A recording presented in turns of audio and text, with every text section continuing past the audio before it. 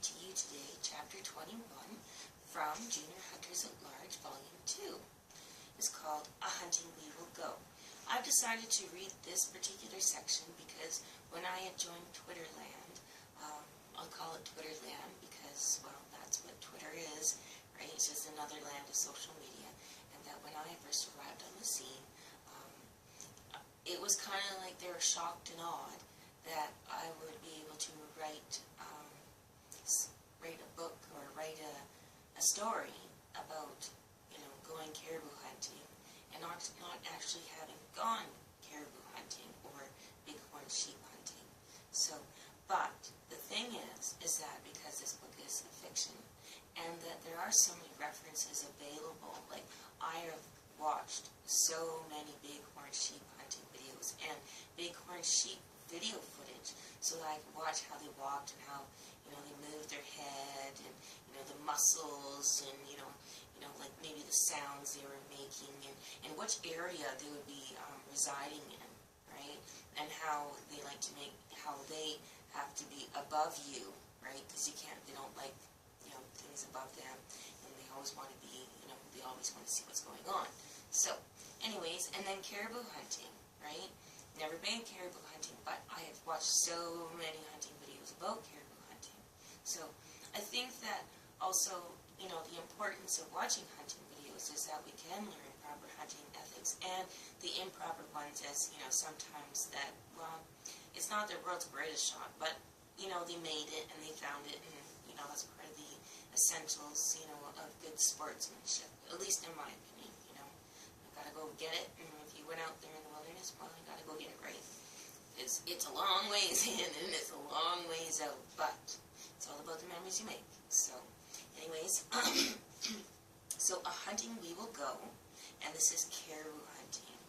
So, and this is about Charlie, and he goes caribou hunting with his mom. So, yes, mom does go hunting, mom does go fishing, but you get to read that more in Junior Hunters at Large. So, available on any Amazon website. Okay. Oh, George, you are... Okay, one moment you get to stare at the wall now, okay? This is live camera footage. Our tablet. Thank you, George. I had just shut the door. You may exit now, because you're such a brilliant cat. I hope you enjoy the rain.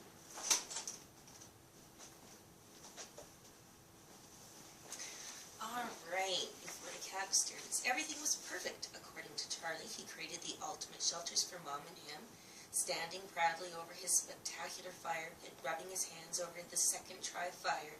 He counted the firewood, and when he noticed the four-wheelers needed to be covered because it could rain tomorrow. Walking over, Charlie said, "This is great, Mom. I'm glad that we're caribou hunting together. What are we having for dinner?" Mom chuckled. "So glad you're having a good time. You've done an incredible job setting up our base camp. Dare I say better than your father." "Shh, don't want to hurt his feelings. We'll show him with photos we took of all your hard work. You just have to wait until the camp cook says it's ready." His eyes gleamed with delight, his chest puffed up, his hands on his hip, and replied with casual sarcasm, "They don't call me Mr. Survival Handbook for nothing." Even though the guide outfitters were tending to the horses, they smirked. "He definitely read that book back and forth. I don't think he forgot a thing," the head guide commented. If we didn't know any better, we might be annoyed on how he has to be in control of everything from setup to takedown, the second in command said. "Well, Lois did say that we were to be in the background while they're hunting caribou, and if that's what she wants, I'm more than happy to oblige. The number one rule with our guests is that if they want full-out guide outfitting, we provide that. If they want us just to help out, making sure that nothing goes wrong, and if it does, then we're here. It's all about their experience," the head guide stated. They were camped on the other side of the enclosing mountains that formed a lake-like valley where the caribou were migrating to. It was necessary to be camped that far away with the smell of food, fire, and human scent. Charlie scanned the area, seeing the ridge path they were going to take the horses up. Oh, have I told you how grateful I am that we don't have to walk up that to get to see hundreds of caribou just standing there? It'll almost be like shooting fish in a barrel. The head guy finished chewing his mouthful and wisely replied, well, I don't believe it's going to be that easy. Charlie interrupted. Why else would you guide in this area? I mean, there are thousands of them. I know it's not going to be easy, but it's because it's a long ways up the ridge to use the binocs to pick out the biggest bull in the river. In that river of caribou migrating. Seriously, fish in a barrel? Mom snickered. Charlie, be realistic. Oh, I am, with eyebrows raised with, he nodded enthusiastically, lightly clapping his hands. Well, I'm off to bed so we can get an early start. Ooh, so excited. Fish in a barrel. The four adults chuckled quietly. It's nice to have a vacation from doing dishes, I tell you, Mom said gratefully. Camp cook replied, hands in the water, washing yet another plate. I'm sure it is. Well, see you in the morning, Mom said, getting up from the fire pit and headed to bed. It took hours or so, it seemed, according to Charlie, with his constant, "Are we there yet?" whispering. Finally, at the top, they see a herd of antlered caribou in the valley, like a small creek weaving between the boulder tundra valleys that nestled between the triangular group of mountains. I told you, fish in a barrel. Do you see them over there? Charlie excitedly asked Mom. Yes, but Mom started. They're all a bunch of cows. The antlers tell you everything. All caribous have antlers. Just watch any hunting video, he declared. They watched for several hours, waiting for more caribou to show up. More did, and Charlie got less and less excited, as it was a herd of cows with small, immature bulls. Getting restless, he pointed to the blackened clouds rolling in that he had been staring at. Looks like it's going to rain soon. Better get back. 2 days later, they were trying to stalk a migrating herd where the lead bull had double shovels, long tines, and 5 at tip, making it appear to have large hands. Grumpily, Charlie stated, "Stupid cows! We're within 100 yards, going slowly, and they just start walking faster and faster and faster." We were there, remember, Mom reminded him. I wanted that bull. His tines had to be more than 12 inches, Charlie whined. Well, let's get back to the horses and go to a different entrance to this valley, Mom said. It's a long ways back to the tree shrubbery line. At least it felt like it to Charlie. By the time they got there, it was time for lunch. Mom was ready for a snooze. She hadn't been out in the wilderness for quite a while, but she climbed back on the horse and rode for a couple of hours. The wind was swift, with the vegetation tips swaying back and forth quickly. The caribou walked too fast along the rocky edge, then trotted away, stopping to look at them, then bolted. Mom picked the white-tipped flowers near the knee-high patchy willows that were growing between the half-exposed white granite rocks. Back at camp, dinner was ready, and then a very tired Charlie and Mom went to bed. Charlie snored so loud that footprints were found walking through camp. Question. Joke. Why did the bear crap on the road? Answer. To let you know he was there. That joke was told so many times. When Charlie gets to go bear hunting for the first time. You could just make the caribou out in the chestnut brown shrubbery behind scattered arrow-like group of trees. The branches were short and close together, climbing to the sky because of the northern conditions. It was a long ways away, more than 400 yards. There was barely any cover to stalk it, so they tried the oldest trick in the book, which is to put your rifle in both your hands, arms raised high, while walking slowly to it. Charlie and Mom, their arms got tired of stalking it at just after 200 yards. The sudden drop in arms alerted the mature bull, and he trotted off. The horses always seemed so far away when we having to turn around after the arf and scarf. Caribou trots away, Charlie pouted, climbing back on the horse. After several hours, they were in an area. There was a gray bull that limped along. Using the binocs, Charlie saw the front leg wasn't whole. A wolf had taken a chunk. Soon it collapsed. Not far behind was an immature bull caribou, light brown in color. It was young and dumb as it walked straight to them. Its lack of height and times gave it away. Realizing that the humans weren't friends, it trotted away. Scanning the area there, among the multicolored lime shrubbery, two just stood there. Their brown coats and the white patches of fur on both ends were glistening from the morning dew. They were cagey and galloped off as they saw Charlie getting off the horse and loading his rifle. You know, Charlie grumped, I'm really getting tired of this caribou running away all the time. Seriously, where's my fish in the barrel? Oh, Mom, was all Mom replied. Charlie, pardon me, that's funny. Oh, Charlie, was all Mom replied. Back at camp, Mom pulled out the secret stash of marshmallows. Charlie, Charlie, the second in command jokingly replied. He's collecting more firewood. I'm not sure if he's going to find any. He's collected half the forest. Mom smiled and laughed. When he returned, he saw Mom eating a roasted, too perfect golden brown. Why didn't you call me? She replied, I did. Maybe you were in the next mountain range or something.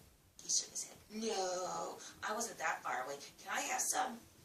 Charlie didn't wait for the answer, quickly grabbing his roasting stick and stabbed the marshmallow. I can't eat any more. I'm stuffed, he exaggerated. I should think so. I can't believe you ate 6, Mom commented, shaking her head. The next morning, Charlie was looking through his binoculars when, do you see that bull?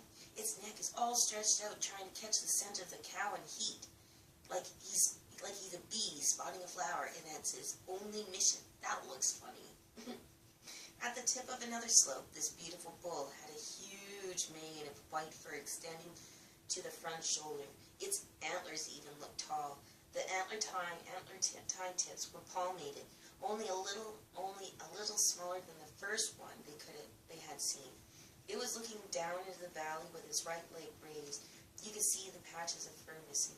If I didn't know any better, I'd say they were playing follow the leader, Charlie joked. One by one, the herd navigated between exposed boulders and willow shrubbery, almost hiding them from view. You could still see the tips of the antlers bobbing up and down, making it impossible to take one.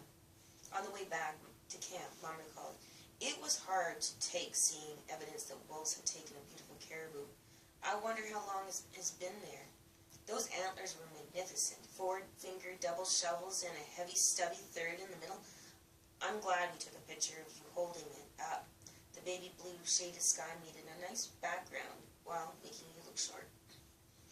On the next morning on their way out, Charlie complained, you know, I'm really getting tired of seeing caribou, but not being able to take one.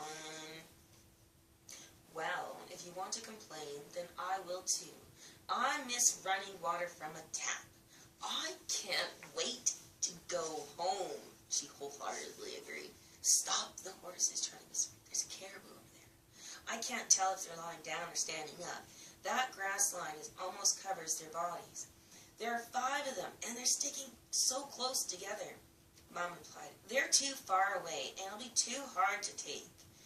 It seemed like wandering to Charlie until they saw 2 bulls going around in circles, antlers locked, and long enough to put pressure on the other's top shoulder.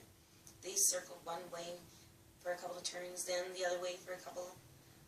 The ground, normally stubby grass, was black and torn up like they'd been stuck together, where in the end they would die of exhaustion. They were beautiful bulls. Mom and Charlie decided to take them both because there'd be no waste.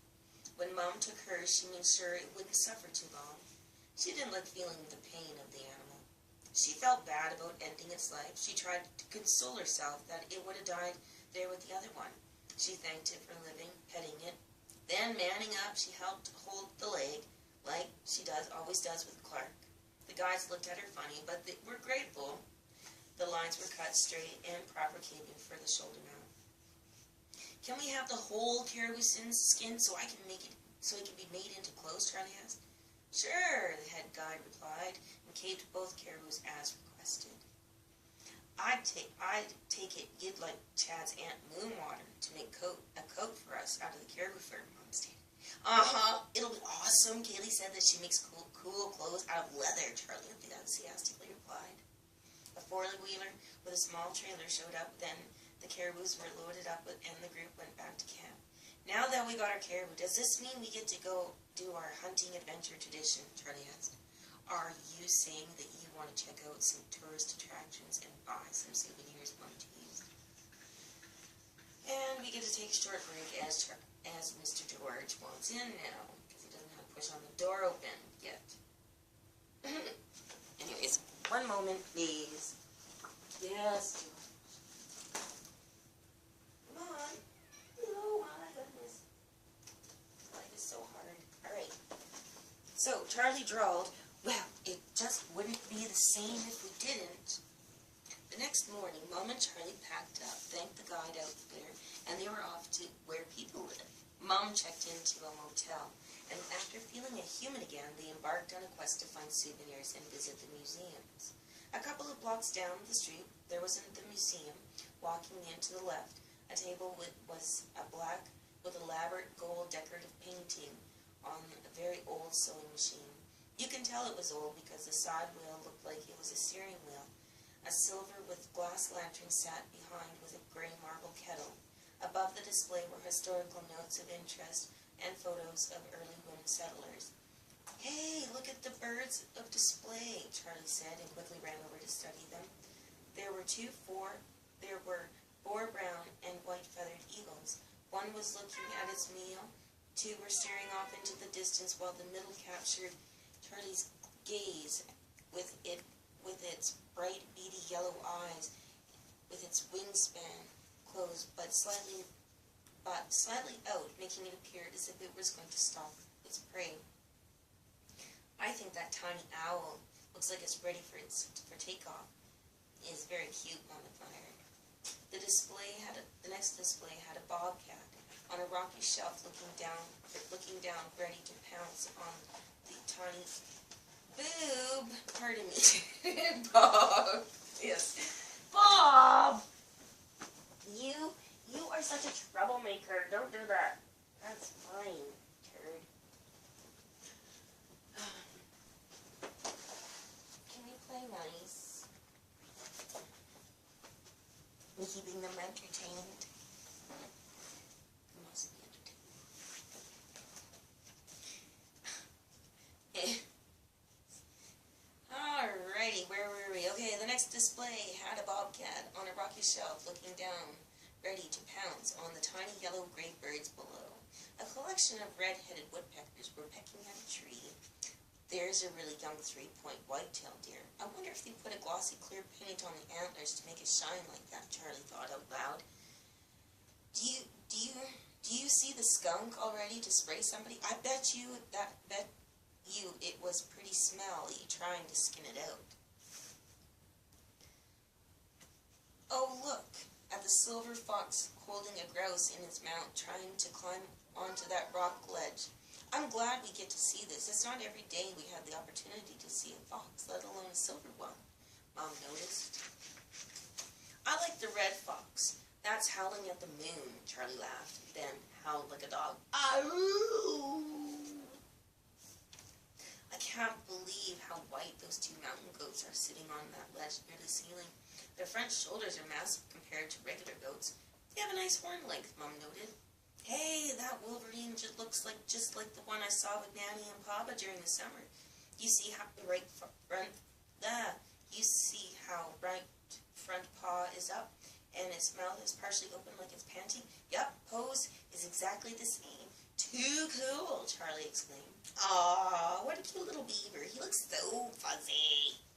His golden brown spiky fur makes me want to take him home and put him beside the TV so I can watch him while Dad watches the news, Mom joked. They were the coolest carvings that Mom had ever seen. Pieces of broken driftwood that had knots were used to create native faces from a time long past. There were other carvings created in the image of mystical tree faces. She just had to buy them, along with several postcards, sweaters for Dad and Charlie. Charlie wanted a long-sleeve shirt that had a bear sitting on a wooden chair with the caption of, Does a bear sit in the woods? And a stuffed caribou head toy. The Wildlife Museum was dome-shaped. You walked into the display room, and from left to right, there were over 200 taxidermy full mounts, from the tiniest of birds to squirrels all the way up to a moose. The walls were painted landscape scenes where the animals lived. I love this, Mom explained. All the predators have their mouths closed. I think it makes them look more natural. You're never going to see them in the open, growly-faced in the wild. Charlie yelled, "Hey, look at that porcupine. It's about the same size as the one I stalked last spring. It looks like it's smiling, taking a walk on that log. That's cool how it has 3 colors of quills, light gold to its front quarters and under the belly and around the tip of its tail. The chestnut brown quills have light brown streaks going through down his back." There was a group of 3 mountain goats in front of a very large, very picturesque mountains. One was looking down the rocky ledge, another gazed off the rocky ledge, while the third was laying down on a lower rock. 2 gray owls were perched on a broken tree stump. They were stunning with a bright baby blue sky background. 4 wolves were grouped together on the lookout for an easy meal. The black wolf had 2 wide silver bands behind its head, with it turned slightly as if it may have found something. All 4 had a very thick coat of fur. 2 full-curled bighorn sheep stood proudly behind the pack. With the vivid blue sky, the beautiful mountain lion, its fur showed its multi-golden brown fur as it stared off into the distance, walking up a rock ledge. A red fox was mounted and standing on its back legs, trying to find its prey, its long, fluffy tail keeping its balance. "That's not a very big bear," Charlie stated matter-of-factly. "It's light and brown. Fur explains it all. Most bears are black. He looks keep climbing that tree, though." "Here is a mature grizzly with its front paw resting on a branch, trying to reach those bees' nest on the willow tree," Mom noticed. "Did you see that full mount elk?" Charlie literally screamed. "It's gorgeous, with its 8 tines on both sides, baying for cows. They are huge." "I took one, but to see a full mount of it just standing there is incredible." "Oh, look, there's a beaver working on a dam with a bunch of ducks gathered around like they're living there," Mom joked. "That flying squirrel mount has a V rub down its lines down its back. You can tell it's a flying squirrel because of all the loose skin hanging from its arms to its back legs. Didn't you have one as a pet, Mom?" Charlie asked. "Yeah, Sam was cute," Mom recalled. "Too bad they ate the insulation when we moved into a new place. That was forever and a day ago." "Ha ha, there's a full-mounted caribou doing the typical pose of trotting away," Charlie sarcastically remarked. "Do you see the white weasel standing on its hind legs behind the tree near the caribou's front left hoof?" Mom asked. "Oh, yeah, never saw one of those before," Charlie replied. Before exiting their wonderland, Mom bought some more postcards, and Charlie found a small bald eagle made of jade.